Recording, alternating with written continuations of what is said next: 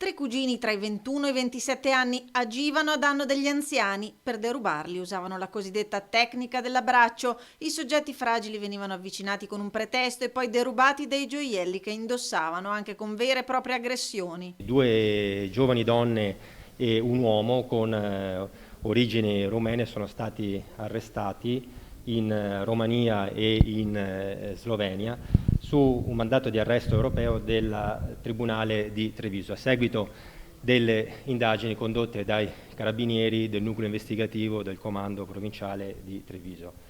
I tre dovranno rispondere di furto aggravato, rapina aggravata e omicidio preterintenzionale per aver aggredito Giovanni Coghetto, l'84enne di Arcade, il 2 agosto. L'uomo, per difendersi dalle due donne che gli strapparono la collana, era stato strattonato e fatto cadere e le lesioni riportate lo portarono alla morte poche settimane dopo. Il modus operandi dei tre è stato rivelato grazie alle telecamere di videosorveglianza. È dall'Opel nera che studiavano le potenziali vittime per poi avvicinarle nei pressi di chiese o cimiteri. E sempre il 2 agosto a Motta di Livenza avevano derubato una settantenne con la stessa modalità. Si tratta di una banda di tre persone senza fissa dimora, con precedenti specifici, che era attiva nel centro Italia e nel nord-est. Veneto, Lombardia, Toscana e Marche, ma anche all'estero, dove sono stati arrestati in attesa di essere consegnati alla giustizia italiana.